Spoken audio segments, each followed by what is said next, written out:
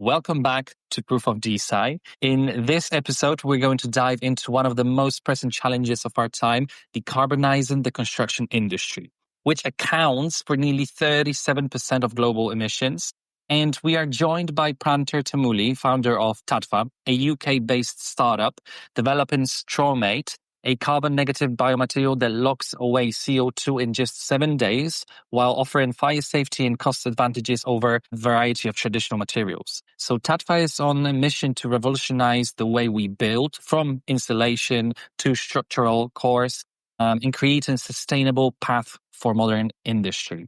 And alongside Prantar, we've got Albert Annis, co-founder of ValleyDAO, to talk about why ValleyDAO chose to back Tattva, how this project fits into the bigger picture of climate biotech, and what it signals for the future of DeSci. So get ready for a conversation about science, sustainability, and the future of building materials, and how biotech could transform one of the world's most carbon-heavy industries. Welcome, guys. Albert, hello, and Prantar, hello to you too. Lovely intro, Tom. Hi.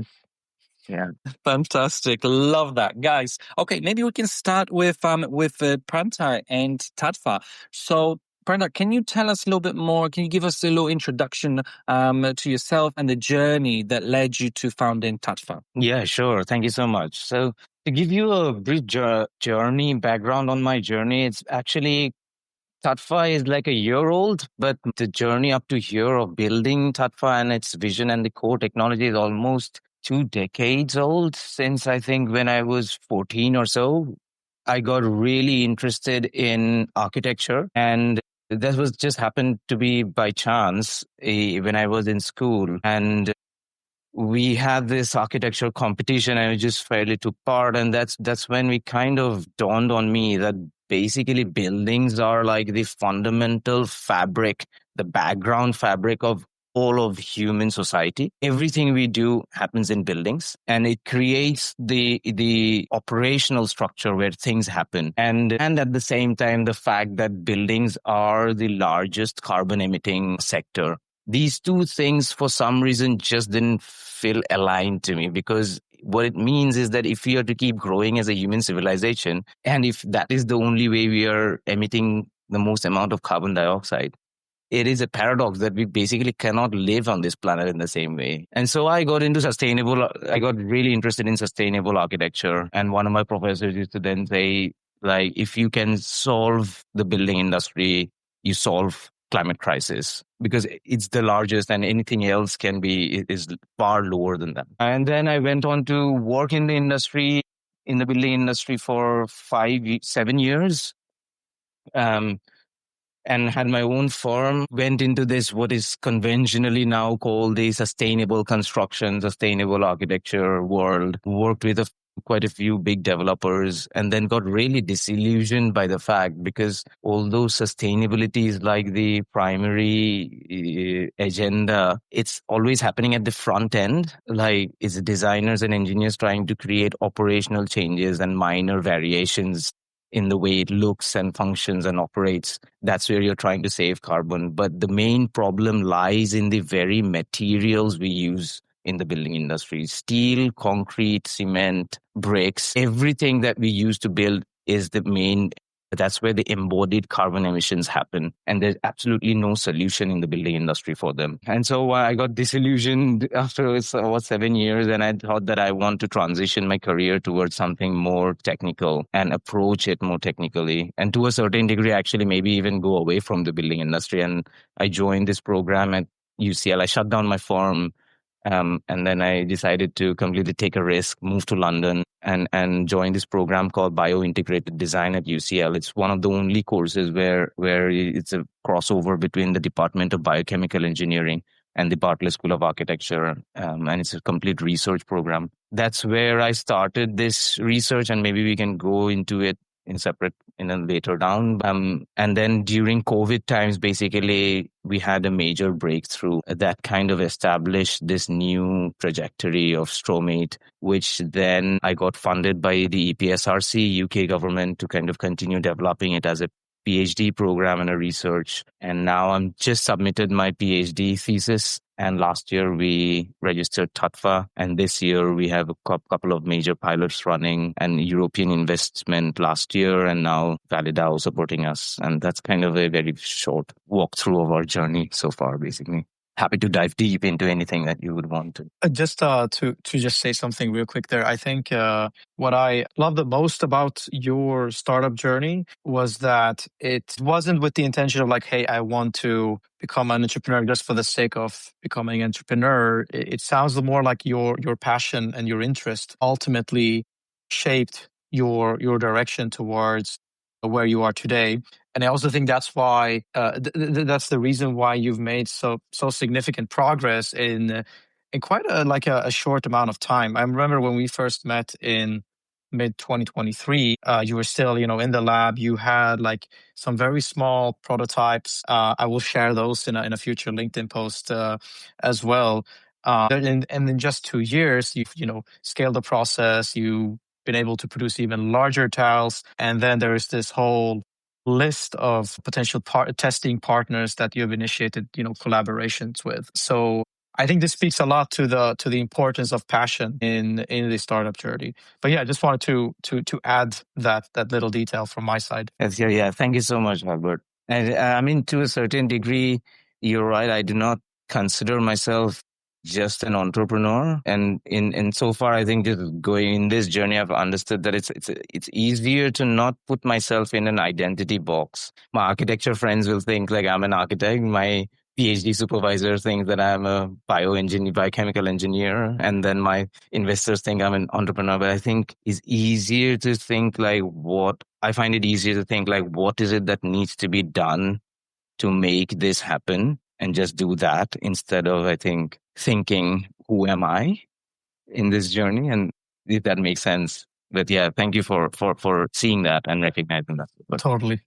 Fantastic. And yeah, we've with Albert and Morgan from ValleyDAO, actually, we went to London for the weekend for the Bytes hackathon, and we also managed to check out some events, some biotech related events, and I had a pleasure to talk with Brenda that represented Tattva at the event. And yeah, just to let you all know, she couldn't choose the right words. She just said basically it's been a blessing to work with Prantar. So yeah, it's fantastic for ValleyDAO to have you on board, Prantar. And yeah, I'm super looking forward to working with you on the future of StrowMate and Tattva itself as well. So yeah, could you tell us a little bit more about?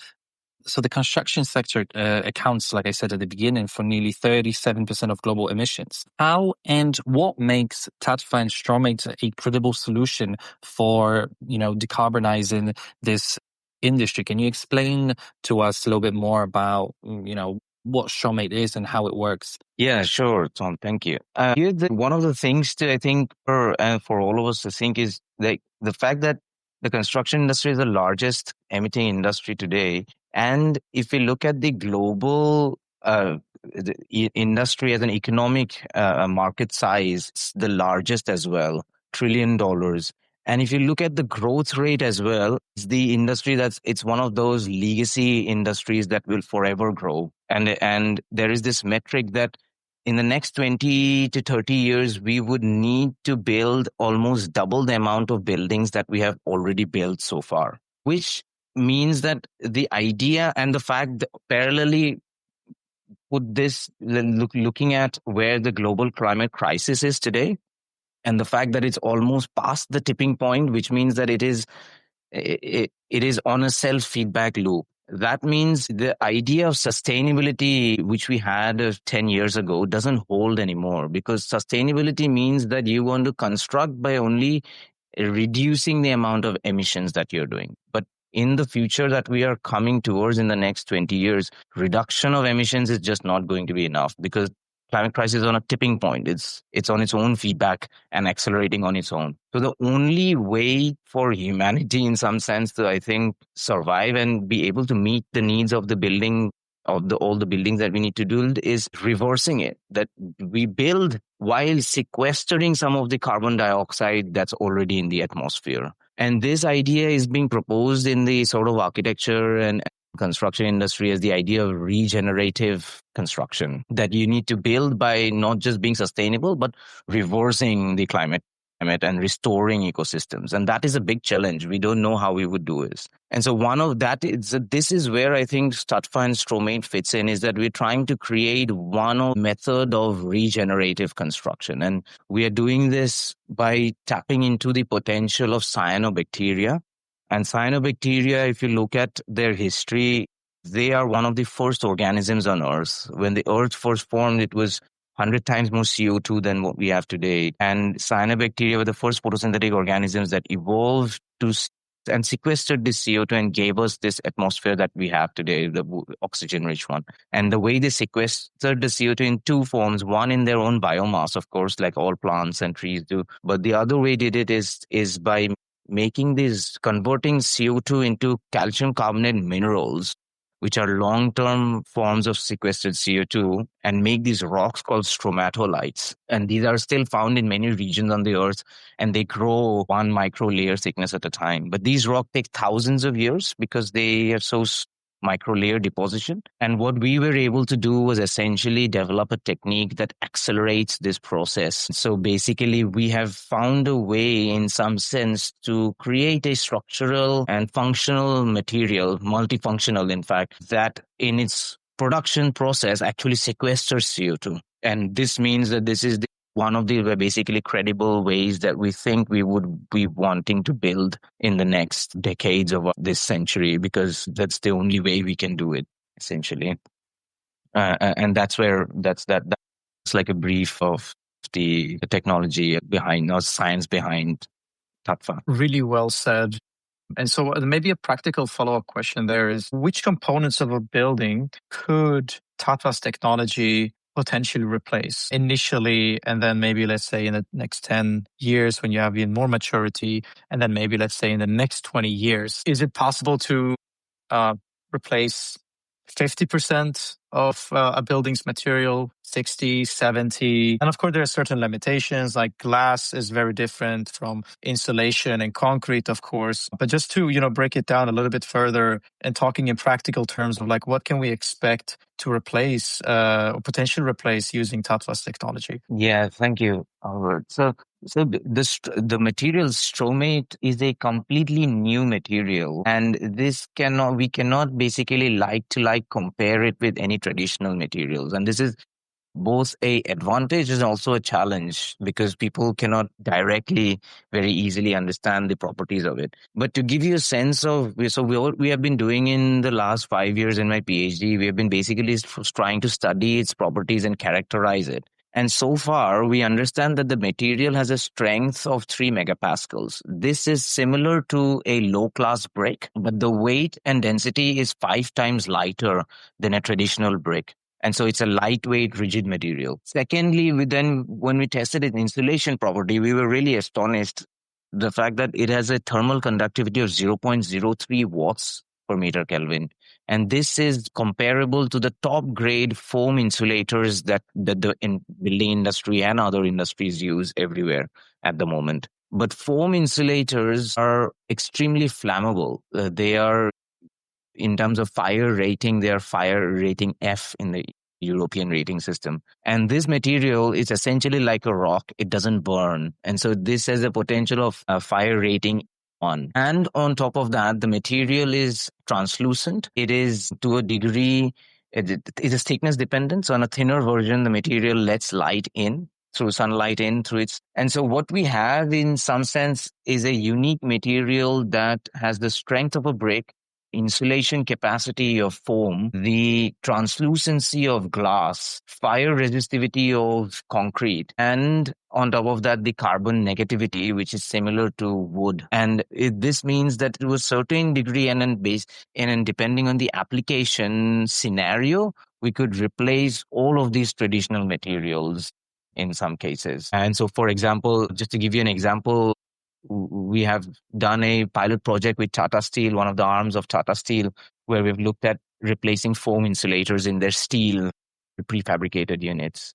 So like to like, so depending on specific, and then now we have some potential other industry pilots coming where we will look at replacing translucent glass with this material and see how the space works. And so at some point we want to try replacing bricks as well and see. So in some sense, and these four traditional materials has a global market size of 1.11 trillion. And to a certain degree, if you're able to replace in some specific use case scenarios, that's the total market size that we can target, I think. Wonderful.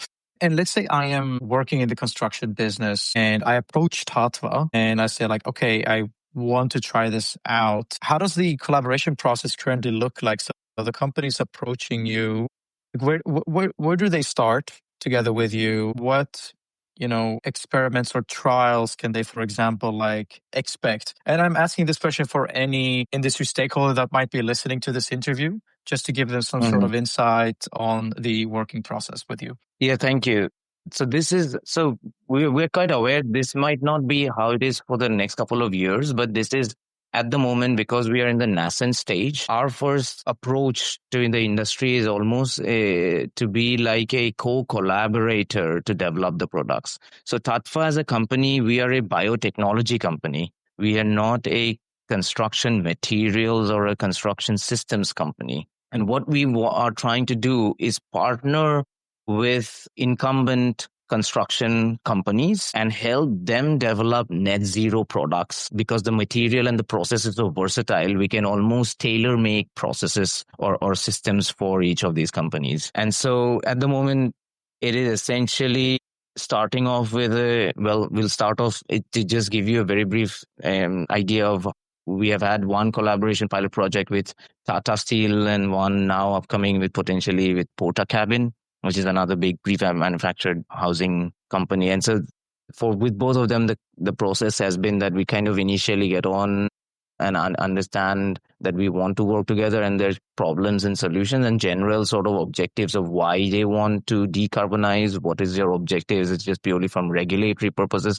Is it an urgent need? And then the other aspects of up to what degree are they willing to stretch their manufacturing processes, because all of these incumbent companies have their own processes inbuilt, and our objective would be to create as little change in their current manufacturing processes, so that the plug-in of this new system is easier and readily adoptable. And so the next one is, of course, therefore visiting, signing NDAs, agreements, and then going on to, with both of them, we have done a factory visit to kind of, and a detailed walkthrough of what their manufacturing process and units look like, and at what point can we introduce StrowMate. And then once we understand what the need of it is and where does it fit into the production inline process, then we go back and do a R&D proposal to the company saying that these are the specific 2 or 3 things that we might have to do, how many months that might take, and then also kind of working from that proposal on. We could either break that proposal into several steps to de-risk it, target the most initial necessary bits first, and then as it develops, then we do the other bit. And this process we are thinking we would do for at least another 18 months with large incumbent companies to kind of identify the most scalable, impactful use cases for the industry. And once we have developed these products, then we would be basically looking to license that to that specific vertical specific licensing. In some ways, just to conceptually explain this to you, suppose you have plastic, and plastic is a process pattern, but you could make a plastic bottle or you can make a plastic container, and either of them, depending on the design and the use case and the product segment and the market, you'd have your independent IP on it. And that is how we see this, because it's a material, is like a platform, physical platform technology. Whatever you make with it, because it has unique properties, will have unique properties of the product that you make that is different from any other competitor products. So the possibilities are to a certain degree limitless. But what we want to do is identify the most impactful, profitable route, and then and scalable route, and then start with them. Wonderful. Thank you. I'm just downloading a couple of pictures that you sent me on WhatsApp. I'm going to post it as a reply to this Twitter space, so people can also get a peek on what some of the concepts that we've had in mind for a potential collaboration. Tom, I know you also have some sort of agenda and we can wait with this particular topic in a couple of questions. But feel free to ask the next one. Sure. Actually, Albert, I wanted to ask you a question for our audience, for our community. Can you tell us a little bit? Obviously, it's kind of self-explanatory how Tattva is really revolutionizing the construction industry and how it's about to change the climate biotech aspect of construction industry. But why do you think? What can you tell us? Why did ValleyDAO decided to take on Tattva? What stood out to you the most, and how does Tattva and StrowMate fit into ValleyDAO's mission of funding climate biotech? Yeah. So I touched on this at the beginning of this conversation. So as I mentioned, I met Prantar around 2 years ago, and having spoken to him like at the beginning of this year when we started, talking again and got briefed on the updates and so on, just the difference that I saw and the progress that he had made it very difficult to not consider a direct investment into the company. So ValleyDAO traditionally doesn't do equity investments. We try to focus on projects that are still in the development research stage. But I think given that the startup is still very early, but also very, very relevant to our thesis with ValleyDAO, which is using biology to radically change or radically improve the climate, for example, through their net zero materials, made this a very difficult project to say no to. And what I think is really, really interesting as well is the consumer product aspect of Tattva. So I just posted as a reply to the space, if people click on the little chat bubble, I believe, you can see some of the images that I just uploaded. So here we have StrowMate sort of in action, a product 100% produced through biotechnology that has captured carbon and that is in your living room that you can see and interact with on a daily basis. And it has a very pleasing and unique aesthetic that, if somebody entered your living room and this would be like the first thing that their eyes would move towards. And I think I think the human brain is wired to see and be attracted to things that are designed by nature, because like we are conditioned and we stem from nature ourselves. So it's a little bit of a philosophical take here. So the consumer angle is something we're really interested in, and we will be working in collaboration with Tattva to explore how we can bring such a product to market, and ultimately how we can shape such a product with the ValleyDAO community. For those who read the VP 16, which is the ValleyDAO proposal 16, the governance proposal outlining the investment and future collaborations down the road, we mentioned that we're going to explore an IP token project with Tattva. So similar to Hempy and similar to Cardaforge, we're looking to do something similar, a Tattva IP token, where the goal is going to be to produce a consumer-focused product using StrowMate and deliver that to the token holders and anyone interested, really, token holder or not, to be able to purchase this product or directly invest into the creation of this product. And I am very, very excited to get my hands dirty on making this a reality. Absolutely. And guys, go into the comments, please. Check out the pictures, because they're beautiful. What the illumination, of the StrowMate, like it's just beautiful. So yeah, I do recommend to check it out. What I just wanted to point out before we move on to any other questions is that this kind of product, this kind of sample of the real world biotech product, it's something that everyone can have in their own office space or in the bedroom.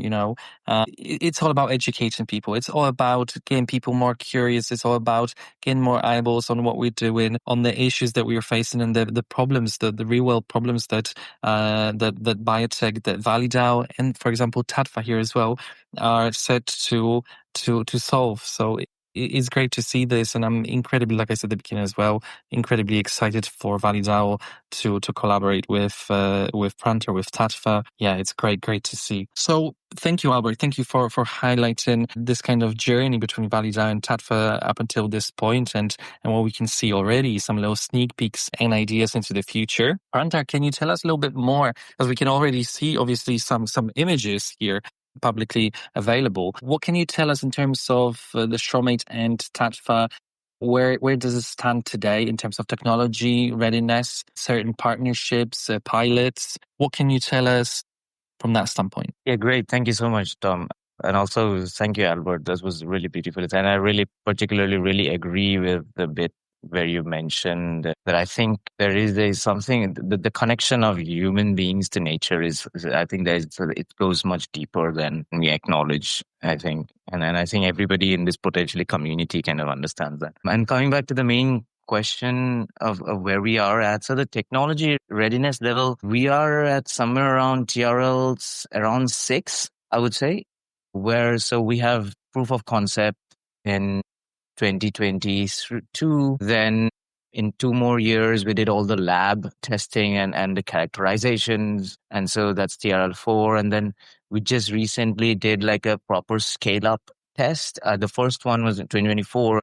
This was like 4 1-meter size panels that we have installed in Scotland in a pavilion called Bioscope. This was as like a first real world demonstration. And each of these 1-meter size panels were grown under 2 weeks time each. And so that brings us to like TRL 5. And then we have this year just done some more initial industry functional prototype tests. Our first collaboration was with Catnic. They are arms of the global Tata Steel. Tata Steel, for those who don't know, is one of the largest construction incumbent industries, primarily dealing with steel. And they have made these prefabricated building elements, and they use foam in some of them. And they're basically wanting to see what new materials can be implemented in the systems.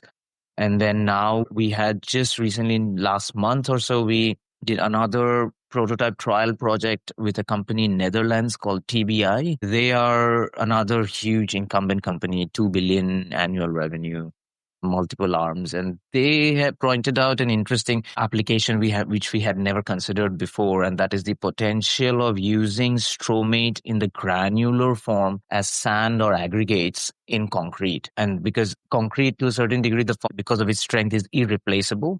There's no other material that can give us that amount of strength. And so it almost becomes relevant to how we decarbonize concrete.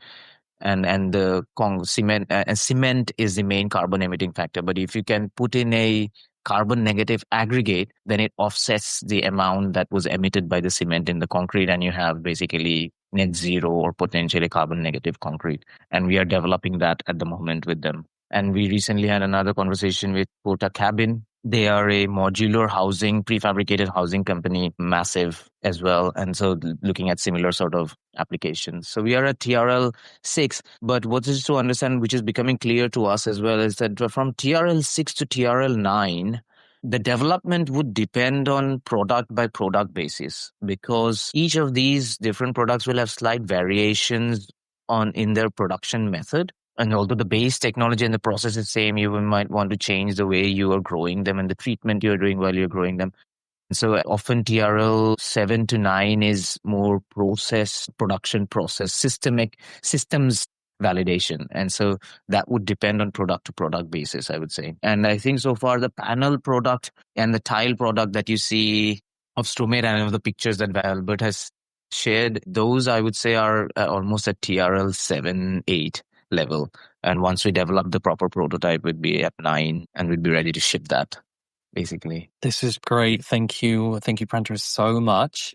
And I was just thinking, because there must have been some challenges, and I wanted to check with you, what have been the biggest challenges so far in building Tattva from scientific standpoint, from the regulation standpoint, or maybe even like market related challenges that you can highlight, point out? Or maybe if there's not too much that you can say at this point, What do you predict in terms of the challenges when scaling this to kind of like mass production, so that the construction industry can really implement it? What do you think, what kind of challenges we may be facing? Yeah, technically, I think there are major challenges in each of the three sectors you mentioned.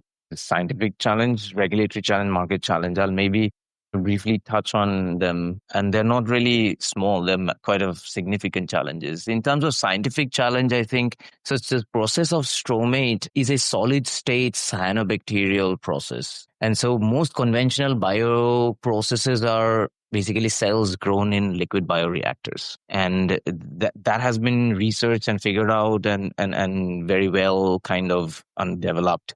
But our process is it's a solid state cyanobacteria. This has literally extremely little to no previous research that we can rely on. So figuring out the scalability and the entire bioprocess and what works out is absolutely new. So every step of the process is something that we have to figure out. Lab scale is fine when you're doing it at small scale, but when you make it in industrial scale, the equipment, the lines, the parameters, the temperature changes, all of these things that you have to maintain, that's a real technical major challenge and in fact, we have had to develop our own equipment as well for some of them. And so that is the main technical engineering challenge. And we are still figuring that out. Some of it is a lot of it was manual. Now we have mechanized some of them. We are yet to mechanize 2 or 3 steps. We're still doing it manually. Once we mechanize them, then automate it. And so then in terms of regulatory challenges, in fact, I think that is the main, technically, I think we will be able to solve things, but regulatory challenges are real problem. Although there is a lot of regulation changes in the industry and from the government for net zero, pushing net zero products and net zero materials and also fire safety, there is very little. Current regulatory standards are designed to fit existing materials like concrete, steel, cement, bricks. And so all the standardized processes themselves are just met for them. But this material is so new, it's not a direct replacement, like I mentioned. So it doesn't fit in any of those regulatory pathways. And that is a major problem, like not a problem, but a challenge in terms of how we get past that. There's some products that require less regulatory challenges for use cases and some that would require higher. I think the consumer product aspect has little lower regulatory aspects, but as things like panel applications and cladding applications has huge fire safety and other types of regulatory hurdles. And in terms of market, it's been quite interesting.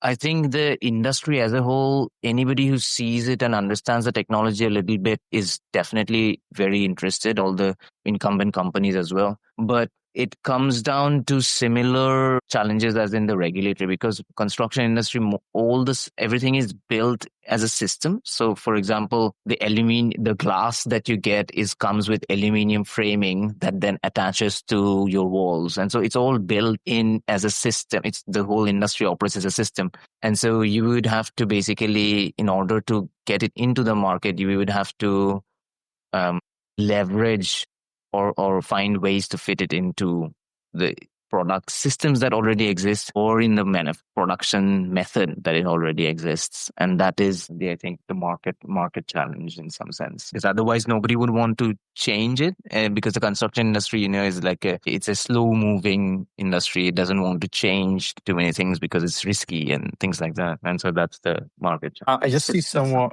sorry for that, Tom. We bumped right into each other there. I just saw somebody comment. Fortunately, their comment was marked as spam, but it is not spam. The Golden GM asked, is the cyanobacteria in the material still alive? I know the answer to this question, but Prantar, would you like to have the honor of answering that question? Yeah, thank you so much. And I think that's the most fascinating bit of this material and of cyanobacteria itself, is that the material is still alive. The cells, our oldest prototype is from 2020, and I still basically every 6 months take off chunks of it and put it in nutrient media, and the cells keep growing back. In nature, the stromatolites have been alive for 3.5 billion years. They're still alive.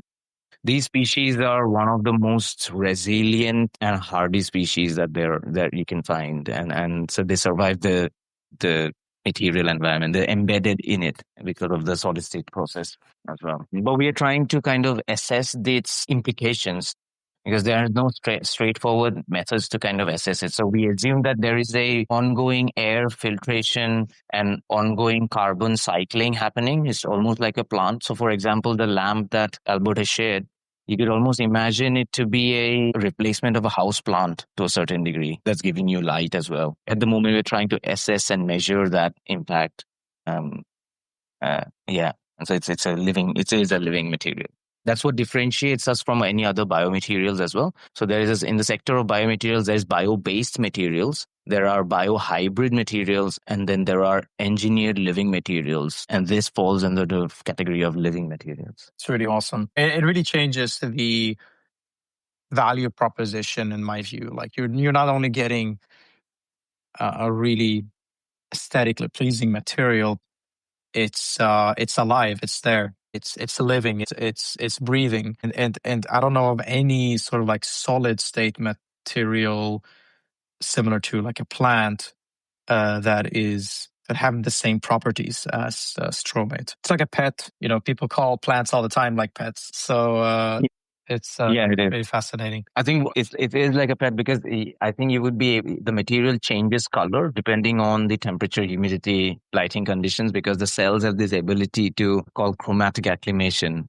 They're able to change their pigmentation to adjust to the conditions, environmental conditions, and so they will actually change seasonally, just as a plant would change its color. It will change color, basically. So that's the fascinating thing. Absolutely. Shout out to Golden GMGM, guys. If you've got any questions, feel free to drop them in the comments. Or you can just wait for the last 5-10 minutes of this Twitter Spaces to join us here on stage and ask your questions and discuss it with Albert and Prantar directly. But yeah, I'm honestly gobsmacked by how beautiful it looks. I just can't stop looking at the images, at the pictures.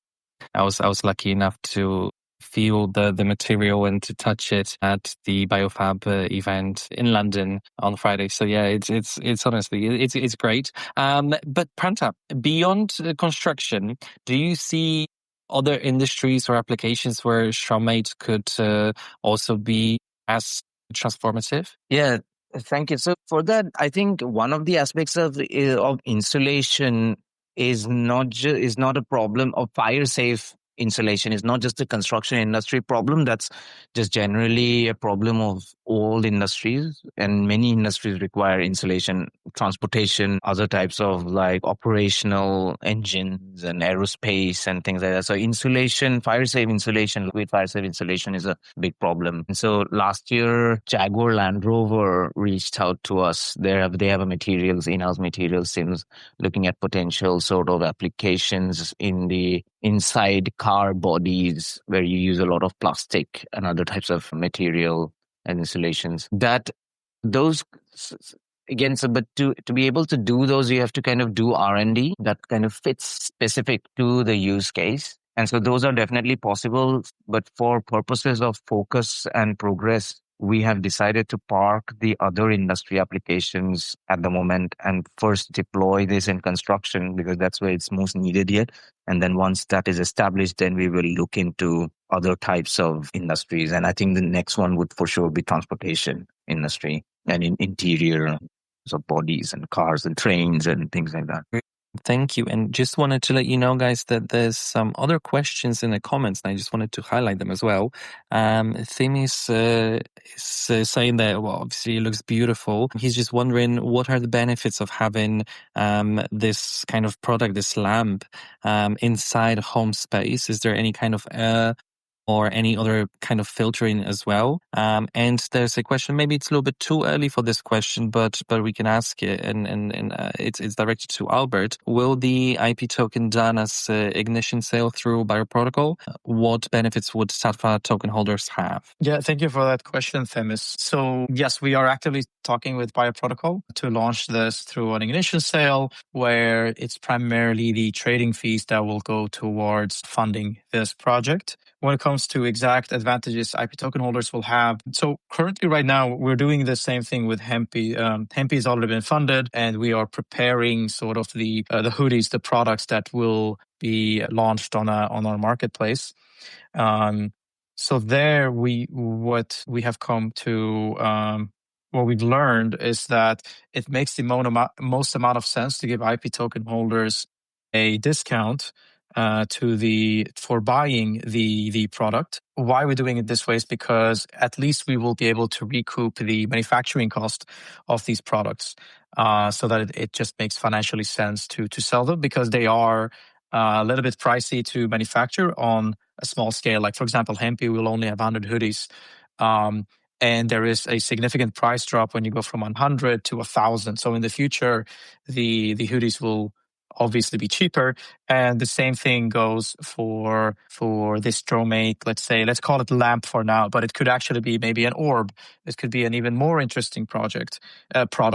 So the image that you see of the one that I posted, this is just a concept image. It is real, but the final product might look different from this. So if people have any opinions on how it should look like, you can already now go into our server and send, go into ChatGPT, Sora, throw the images that I have posted into there and remix them into different objects. Nothing is stopping us from creating different shapes, different compositions of these materials. So as a little call to action. Yes, thank you, Albert. Just to follow up on that, absolutely agree. So if anyone has any ideas or of how to develop this, we're totally on board on taking them on to a certain degree. I think that is why we see the value of the DeSci approach as well. Just like we said, if you think of going back to the plastic analogy, you can think of many ways of then applying it, but what's the most interesting way would you do it? And for that, you need people and a community to kind of build that idea. And that is what I guess the IP token from our end. I'll let you do all the admin and the structural bit of it, but from Tattva's end, that's what we see the value of the IP token is. There is almost a kind of collaborative way to develop this product together. Yes, 100%. And we've got Themis here with us. Hey. Hey, long time been in this, and not been in this space. So yeah, I'm not sure if there was a response in the initial part, and I'm terribly sorry, I may have missed an initial part of this conversation. So maybe if you could say okay, as I said, this looks incredible. Even I'm sure not only this concept, all the future ones would look absolutely amazing. Knowing Albert and the rest of the guys, impeccable taste. But I was just wondering, are there any other kind of benefits? Because you talked about this is a living organism, can also be engineered. So are there any other kind of benefits about having this in a home space as well? Yeah. Hi, Simon. Sorry, I missed your first part of the question. I think the main advantage or the benefit we see here, because the cells are photosynthetic and they're alive, there is a ongoing air purification potential or recycling of carbon that the cells are doing. And our preliminary lab data shows about 25 ppm per hour of CO2 recycling. But this would massively differ depending on humidity, temperature, environmental conditions of where it is and things like that. But that is the main benefit we see. And the midway, the bacteria, because it's like a house plant, but it is in a solid form. It requires about 100 times less light intensity than plants do. Basically, no direct watering at all. It can absorb the moisture from the air for its own sort of low metabolic activity. And so what you have is this kind of plant in the form of a material. That's amazing. I live in Finland, so we have a lot of light. Albert knows he's from Sweden. So over there, here in the north, we have a lot of light in the summer, not so much light in the winter. Winter is coming. So sometimes, at least personally, I tend to forget to water plants. So all these kind of things are really, really, really good, and especially the last part that you mentioned. So I believe that you said that it's going to function kind of like a plant. And the plant that I have at least in my mind is I think it's like a spider plant or something like that. That some people I think they say for air purification, but or filtering and all that. That's really, really amazing. Thank you so much for the response. Maybe like another one that has to do with the IPT. Someone already or I've not seen other kind of let's say already existing projects do something like this. So I was just wondering if someone already holds the parent token of ValleyDAO, aka Grow, what kind of I would say benefits, but more like you could say benefit. I cannot come with a better word. What kind of benefits like would someone have in terms of getting access to Tattva or even anything else besides the voting aspect? Which thanks Albert for letting know about the revoting over there. And congrats also. Thank you, Themis. So your question is what holding the Grow token gives you in relation to Tattva or in the context of Tattva, the project? I was just wondering, like there's the upcoming or I don't know, probably in the next couple of months, there's going to be the IPT. Right. And so I was just wondering, like I've not seen many other DeSci projects like really use their parent token in some way to give token holders any kind of special access or something like that. So right. I was just wondering if that's something that you guys are thinking to definitely. do. I don't care what type of like incentives you guys come up with, but or benefits. It's just something that I had in my mind. This has already been planned.